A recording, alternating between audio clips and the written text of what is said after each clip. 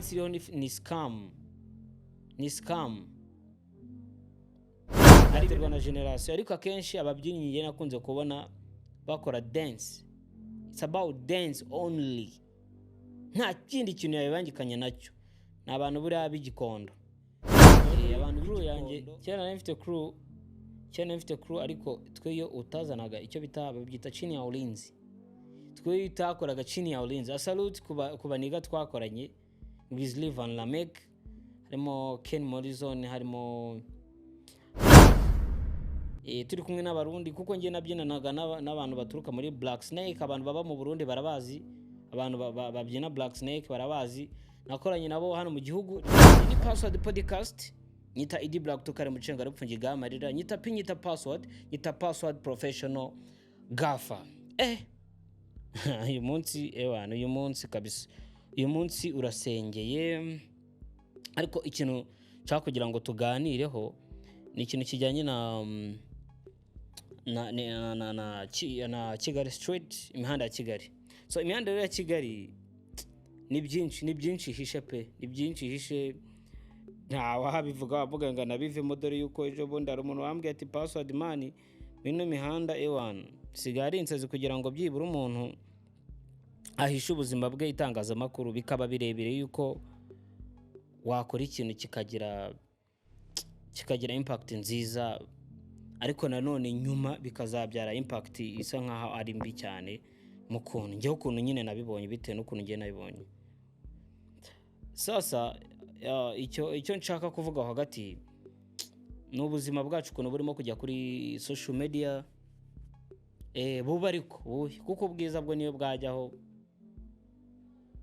we never know. Ntago abantu babazi igihe ibintu bizarangira cyangwa se ngo hajyemo amatiku. Ikintu nshaka kuvuga sasa rero ni ikintu cyitwa abantu bishimira yuko ubayeho nabi, ntago bishimira yuko ubayeho neza. Mwaragiye mubibona mu couples nyinshi zagiye zitandukana, abantu bakabyishimira, bikabona n'ibyo bikabona views nyinshi. Mwagiye mubona abantu bafungwa, abantu bakishima, mwagiye mubona bana ari biboro, cyangwa abantu bakatangaza nk'inkuru utamane. Ngiye navuga kareza ubugoryi man, kuko ntago umuntu yazanga avuga ngo umuntu yafunze ngo kiye bagihaga imyaka ingahe, wumve nawe biragushimishije man. Nibyo rero byibere mu hano mu mujyi wa Kigali, iki amayoga ntago nshinja inzoga, nshinja abantu kudakora icyo wagombye kuba barimo gukora aka kanya, bakaba barimo gukora. Hari itegeko rivuga ngo baho ugomba kuburi mu gihe cya nyacyo. Abantu bagiye ku ishuri barabizi, abantu basomye barabizi. Nko muri genre ndimo ya entertainment, so no kuvuga ngo hari nk'ibiboro bimwe njya nkumva nyine ntago bisoundinze neza. Hari ibiboro bya dance by'ababyinnyi, dancers. Ababyinnyi ni abantu nakuriyemo, ni abantu ni kariyeri nakunze, ni kariyeri nakoze, ni kariyeri navuyemo, nkomeza upgradinga no updatinga, sinzi uko nabivuga mu mirimo by'amahanga. Ni ibintu nyine nakunze, nyine ndabikorera mu rugo gutyo, udusporo nkuko wajya gukora sport iki, ariko nkaba nashaka ngiye kuza bana ari ukuntu buhagarara ngo n'ubwana buri hano hanze.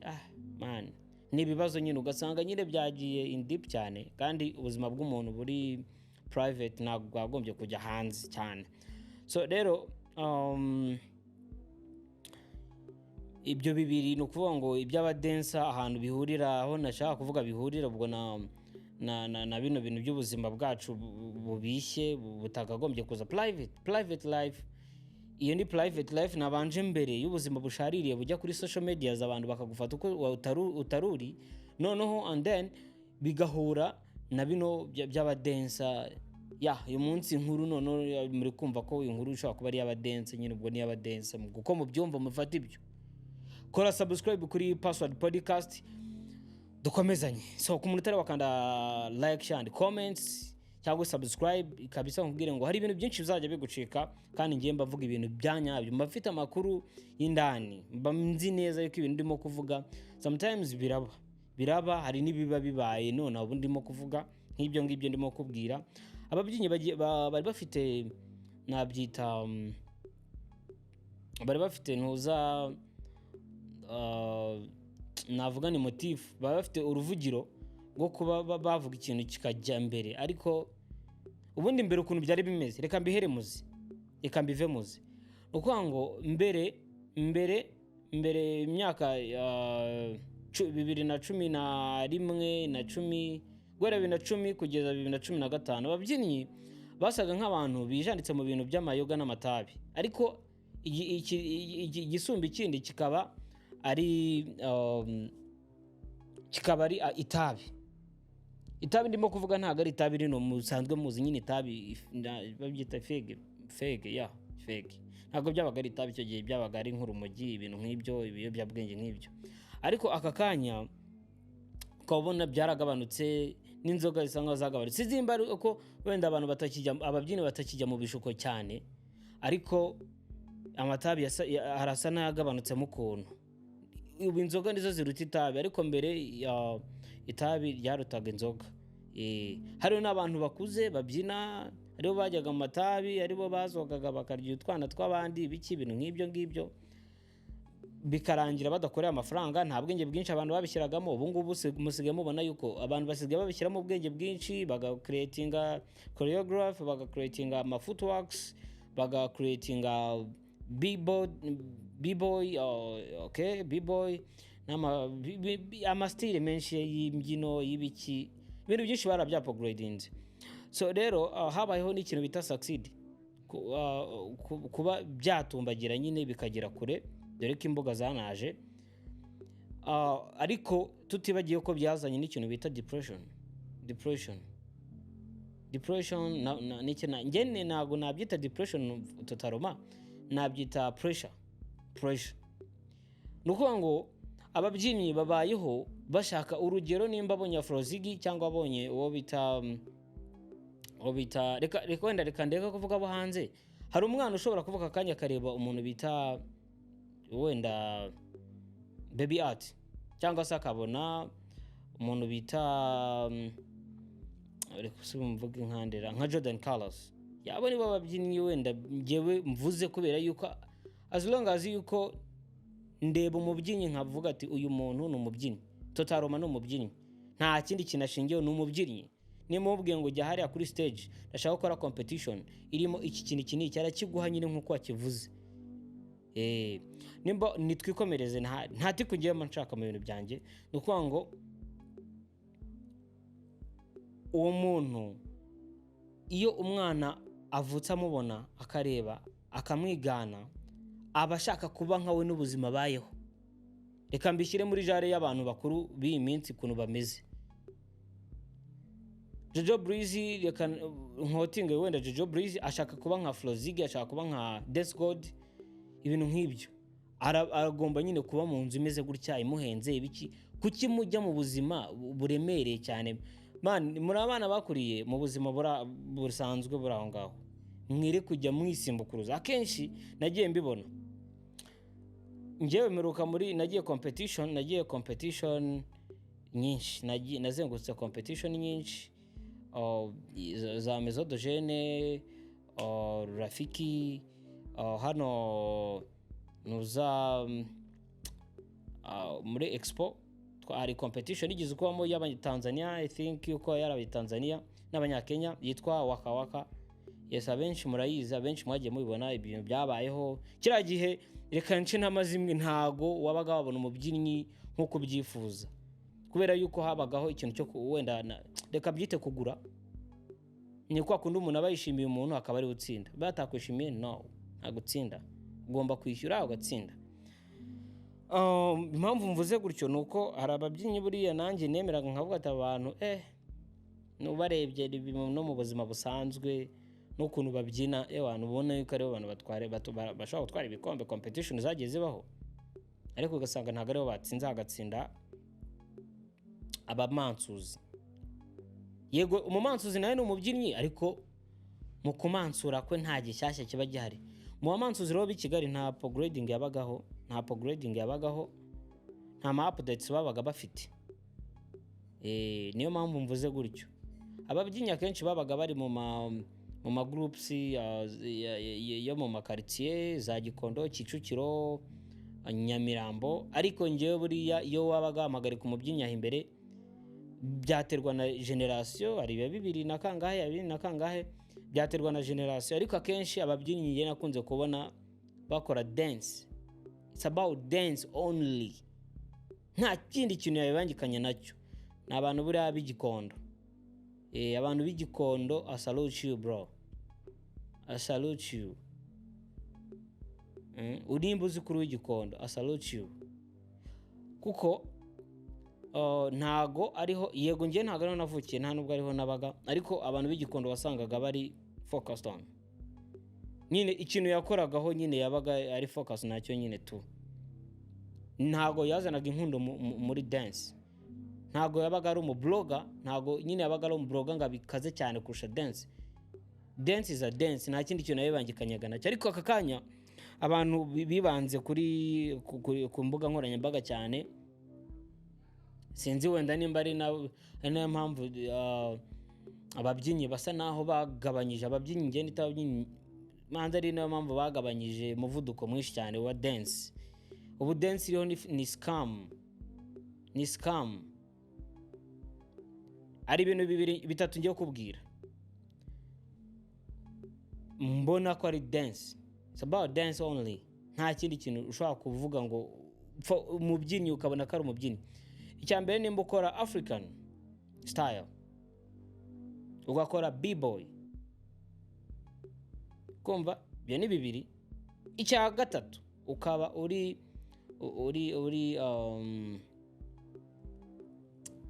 navuga se uri umartiste, ukaba nyine wambara neza, ukaba uzi injyana bita African dance, ukaba uzi b-boy, ukaba uzi American. Reka nayo nyishyireho African, b-boy, kwambara neza na American dance. Nyine American dance impamvu nyishyizeho ni ugushabuka uhuye n'abantu ukaba wakubita utuntu kandi twinshi, ntusubiremo ibintu, kandi hari ikintu twita two umugaga, kuba wakorana umugaga, kandi ukaba wakorana umugaga. Ibyo bintu nimba uzi ko bifite uri umubyinnyi, nimba uzi ko wahagara hari ugakompeta n'abantu batatu ngiye kuvuga, ukaba uzi ko wahagara hari ugakompeta nabo, abantu bakabona itandukaniro, bakaba bati wow, kino cyane kirarenze. Umuntu ari wese wo mu cyaro wahe, wo mu mujyi wa Kigali wahe, mu gihugu akaba yakubona akavuga ati mupeti man, afite itandukaniro, ku buryo n'umuntu utazi dance ashobora kuzagahita avuga afite itandukaniro. Man, nimba ushobora kuba wahangana n'umuntu bita Jordan Colors, n'umuntu bita Mbaya, umuntu bita Arumpetu ujye ukora kujyana na Colors, sinzi uko namwita, ni umuvubuka n'uwavuba, niyo mpamvu ntamuzi neza, nitandera. Abenshi baje babura, ariko abantu babiri nkubwiye, hari n'abandi navuga yego basa n'abatakigira n'iki, ariko abo ngabo nibo bari update aka kanya. Nimba uzi ko ushobora guhangana n'abantu itandukaniro rikazamo, ukaba uzi ko abarusha, n'uwo ari wese yaza akabona ko barusha, nakuramo ingofero ahubwo ati salute you.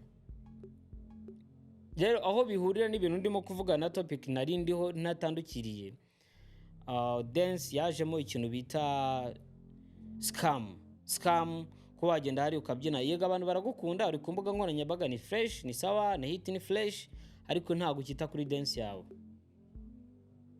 Aho usanga nyine byarajemo n'akavuyo, ugasanga sometime uratandukira nyine ukora ibintu bitatu. Ndakeka ejo bundi mwabonye stage yo muri arena, ndashimira n'abayobozi bacu kuba barashyizeho igikorwa runaka tukaba invited, ariko ni byiza kuba barashyizeho kiriya gikorwa, tukaba navuga se n'igikoresho ni iriya sale, reka mvuge sale cyangwa stade, ni sawa kugira mu myidagaduro, kuko buriya dance nacyo ni ikintu gifasha abantu kumva umuziki no kuba baka approachinga iyo deal. Niyo mpamvu nshimiye abayobozi bacu, managers n'abandi babifite nyine mu nshingano n'abahanzi anyway. Kuko abahanzi niyo bantu ba mbere bashobora kuba baravuze bati iki kintu kirakenewe, reka tugikore kubera ko byagaragara neza biri na art cyane. So rero ikindi avuga kuri bino bintu bya dance bitaragera kure kwa ko nabonye bamwita Divine. Hari boro yigize kuba, niyo nangiye kuvuga mu kanya, hari boro yigize kuba bazanamo ibintu by'inkundo zabo, ibintu nk'ibyo, hazanamo ngo iboro. Ntago ari n'ibyo gusa, hari n'ibindi bya Titi ngo na murumuna we yes Eritier. Man, ibyo biboro bagiye babivana kuri social media babishyire vlog, bibe private live, baduhe dance. Kuko Titi turabizi atwereka imbyino zaba zigezweho zaba zitagezweho, buri icyo abantu bishimiye ntago wakibavanamo, ahubwo buri akenshi banamufasha no kuba ya promoting imbyino runaka bitewe ntago mwasipeti rye nibyo birani na byiza pe. Eritier ni umubyinnyi, ndakeka iki kintu murimo kucyumva. Impamvu mbivuze gutyo, Eritier uri umuntu ushobora kubyina imbyino izirenze ebyiri, agashyira ya gatatu n'iya kane ya gatanu, uwo muntu ni umubyinnyi. Kubera ko buri muntu wese bajyana, ubaye ubyina imbyino imwe ugasanga uriye mukabyinana mukabona murimo kugendana ntago arimo gusigara, uwo muntu ni umubyinnyi. Ariko buri ushaka kuzana umubyinnyi, ntago nshaka kumukotinga, ariko hari umubyinnyi wazana washyira hariya akabyina ikintu kimwe ukabona akabara gafite nta mugaga mugani wawe. Twe muri crew yanjye cyane nifite crew ariko twe yo utazanaga icyo babyita chini ya ulinzi, twe itakoraga chini ya ulinzi. Salute kuba niga twakoranye Wesley Van Lamek, harimo Ken Morrison, harimo n'umuntu bita Bobo aro bitanga ngo Bobo Chris Lahem. Ni Bobo Chris Lahem oya, uwo ni umudirector na ta Bobo, amwita Bobo nyine. Mana aba niga twageranye muri competition waka turi kumwe n'abarundi, kuko ngiye nabyinanaga n'abantu baturuka muri Black Snake. Abantu baba mu Burundi barabazi, abantu babyina Black Snake barabazi. Nakoranye nabo hano mu gihugu, barushaga snipers kure. Abanyarwanda nabwo na dance muze yagende mu Burundi murebe dance y'abarundi ahaniri. Sinzi nimba Black Snake kibaho, habagamo hari umutipe w'inshuti yanjye twabyinaga bita Brown no bita Clays. Ariko abo ni abantu banyeretse impinduka, ndavuga ati man, siko bino iboro birenze. Babyinaga African and American, B-boy, Snake, Jack, Dagi, babyina contemporary, babyina footwork, tat finger, babyinaga imbyino nawe wazireba ugahita uvuga ati uyu ni umubyinnyi. Niyo mpamvu nkubwiye ni njyewe umubyinnyi buriya nshobora kumureba nkamumenya. Umubyinnyi nta wundi muntu basa, niyo wagira gute nta wundi umubyinnyi nyine ntabwo asa n'umuntu uri aho twika. So rero nibyo narimo kuvuga, ntibagafate dance ngo bayizanemo, ntabwo irandura cyane, ntibagafate biriya bintu ngo babishyiremo. Reka mbyite ubwenge buke. Iyo ufashe umuco runaka ukawushyiramo ikindi kintu cyawe gitandukanye n'icyo kintu, ababyinnyi yego barakunda pe, ariko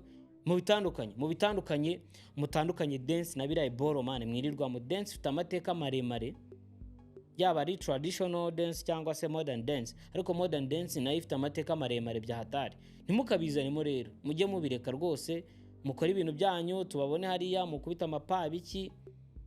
Birashobotse mwajya mukora ama account ya dance asanzwe n'ama account asanzwe ubuzima bwanyu, kuko nk'umwana uko uzabareba ashaka kubyina nkamwe biramwangiza nyine.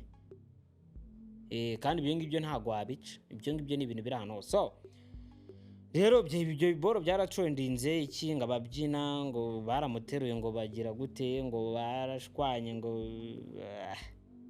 ni amatiku. Mbese amatiku bajya batandukanye na career. Ni muri kariyeri hanze mujya mubona ko bijya biba kariyeri nta hantu ihurira n'ibyo bintu by'amatiku. Amatiku ari ukwayo na kariyeri ukwayo. Nibwo muzabona aba managers beza bibe nka bino by'abahanzi bazane rebels. Ariko nimukomeza ibyo bintu byanyu mwazanye by'ubugoryi ngo murimo kuzana ngo amatiku ngo muri dance ngo umu dance uri mu matiku, wagiye muri dance ukareka itiku rifite ba nyirabyo wowe warivuyemo. Ubuzima bwawe ukora icyo ushaka kubishyira hanze kandi warachivinze dance. Hitamo ikintu kimwe, vuga ngo ndashaka gukora itiku, ujye mu itiku. Vuga ngo uri umubyinnyi yego, cyangwa se urashaka gukora itiku. Bitandukanye ni ibintu bibiri bihabanye. Ntugaceza abami babiri. Ugenza gake ikintu kimwe kibe kimwe, kuko niyo mpamvu babafatanye arena basigaye barokrita abantu. Ubibaze umuntu umujaji wanyu urokrita abantu muri zino nyubako ziri hejuru. Ibaza arimo kuza kurokrita kandi wowe wabyinnye imyaka myinshi ntago wigeze wita ku kintu wakora kizima ngo nawe baguhe umwanya wo kureba mu mudenseri umumenye ngo nawe urokrita ababyinnyi bo babashyira hari wakora performance nziza. No kubera iki? Kandi ubyinye imyaka 9 10 11. Kitamo ikintu kimwe, kora ikintu kimwe, abantu bakumenye ukora ikintu kimwe, kuko nukora ibintu byinshi umusherisheri nyine, kuko hari icyo uzica n'icyo uzakiza, ariko icyo uzakiza ntuzakigeza hejuru. Niyo mpamvu hari ababyinnyi ndimo kubwira barabizi bariyumva. Ababyinnyi mwe mureke uburyarya kuko nabwo busigaye bubarimo ari bwinshi. Uzi ko mwisanishije n'abandi bantu navuze. Mwebwe murifata mukigira nk'abandi bantu kandi muri kariyeri yanyu ntabwo iratera imbere ngigire ku rundi rwego. Mwateje imbere kariyeri yanyu. Ndahanga kugira ngo mbavugire kwa ko nshaka ko itera imbere, bareke kubahemba ibihumbi 50 40 20 15 muri abantu. Reka ngaruke no ku kintu cyitwa aba managers man ba manager. Mureke gufata abandi bana ngo mubahembe ibihumbi 5 babyinnye. Hari abana hano nzi hano, hari abana nzi bano ba Kicukiro bahembwa ibihumbi 5 babyinnye muri arena men. Mwaretse ibyo biboro man, mubahemba amafaranga babavuye iwabo basize ababyeyi babo bababwira ati tugiye kubyina ahantu runaka, tugiye gukora amafaranga. Cyangwa se bavuye mu mageto yabo bashaka kwishyura amazu. Iyo murimo kubahemba ibihumbi 5 ibihumbi 10 men, murimo kugabanya value y'amafaranga n'agaciro kabo. Ariko n'ababyinnyi ababyinnyi namwe mwiha agaciro. Kera abantu bajya bavuga ngo mureka kubyina mu tubari, mwaretse kubyina mubyine mu tubari. Nimba uzi ko uri umubyinnyi, nimba uzi ko wari umubyinnyi ukajya mu kabari, ugumireyo. Reka kuza kujagaraza abana b'Imana. Bireke rwose. Reka kujagaraza ubwonko bw'abantu, uza kwiyita umudensa wongera ujagaraza abantu batandukanye. Aba managers mbagarukeho, mutanga ibiraka ariko munatanga n'amafaranga.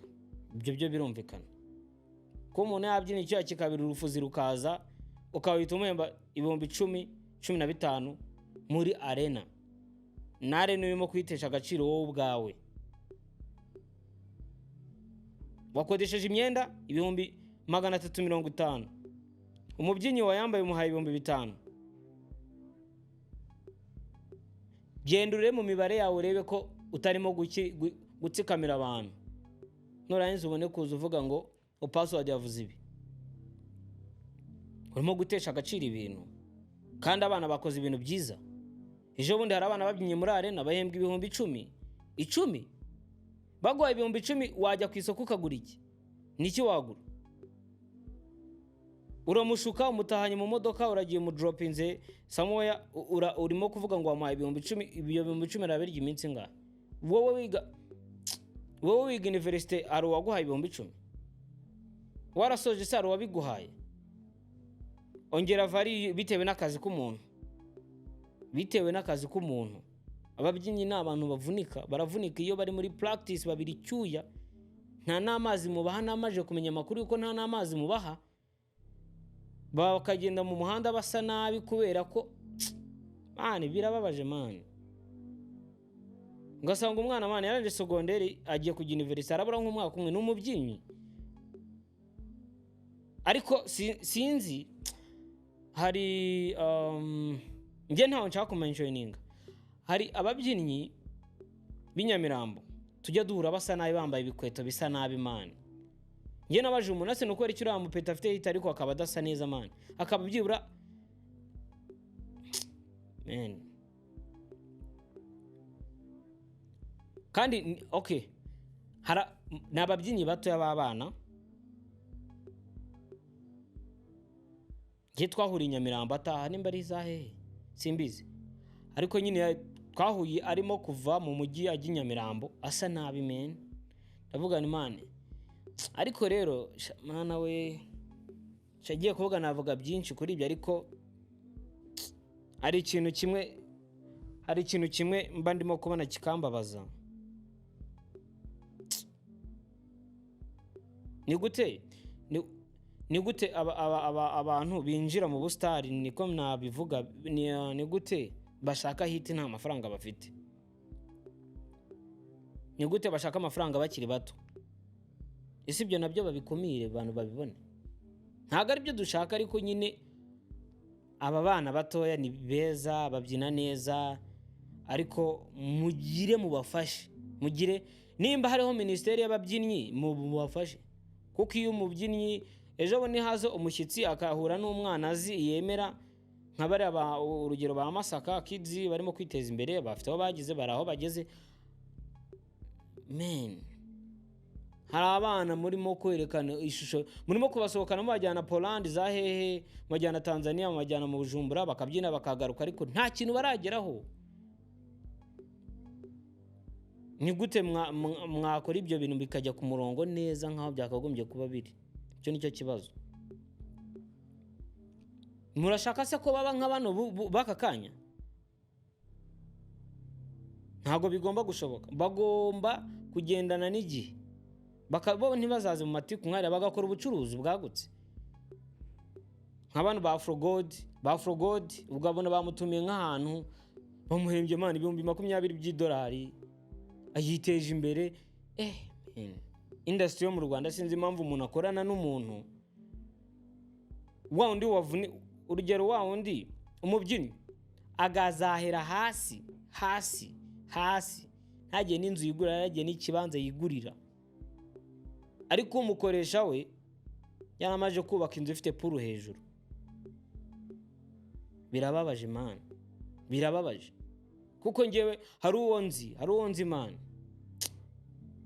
yego wabonye ibiceri, n'abo bantu urimo gukoresha ushobora kubakoresha n'igihe kirekire nta kintu bigejejeho, ariko hari igihe bazaza kuri kamera nk'uko nyiho gutya bakakuvuga.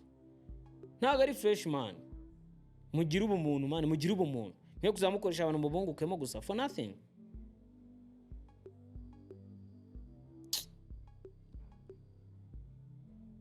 Biratangaje man, ubu ngubu mbifateranye hakiri kare. Nge muntu uvugiye ababyinnyi ba MC Buryohe baraje bacaho, twaraje ducaho, n'abandi bose baraje nabo bazacaho, ariko ikosa ntimukazajye muribona ngo mukomeze mushyigikire. No mu competition impamvu menshi yacitse abantu batakiyajyamo nibyo biboro. Ntago ari fresh man, sinzi nimba mujya muyibona, ntago ari fresh. Nukuvuga ngo nimba mushaka urwego rwanyu ruzamuka ku yindi level, mureke kuzana abajaji batazi judgment, mureke kuzana abajaji batazi judgment, batazi aho muziki uva. Hanze umwana kurira mu muziki kuva yagira imyaka 2 umwe amezi, agakurira muri dance kuva ku mwaka umwe kugera ku mezi ku myaka runaka, akamenya akaba mu judge, ariko woraza kujudginga. Kera hajyaga habaho imbyino zo ku kagari, nta n'imbyino ku kagari, nta nakuru yo ku kagari wagiyemo, nta n'iki, nta na recrutation by'ibura ya repetition wigeze ukora, nta kintu. Ejo bundi ubwo cya gipeti gitari barengo bamwita nimba ari ngo mu flight harya mwita mu flight simbizi. Ariko ibi nubwo rimwe na rimwe acishamo nyine mani bibiriya mwamubona ni nimba biri ku mutima mani yamushenguye imyaka ingahe. Rampeti ndamuzi ngize kumukoresha. Ariko mind afite ishaka kuzagira ikimugezaho kirenze kiramubona nimutamugambanira ngo erega no mu babyeyi naho bihari biboro byo kugambana. Ibyo se ubwo ndimo kuvuga ku bintu bya judgment ubwo simbizi. Sinzi aho bagiye batanga 100,000 kugira ngo batsindire 400. Twagiye muri American Got Talent, sinzi niba ari African Got Talent na African Got Talent. Mwabonye ibyabaye.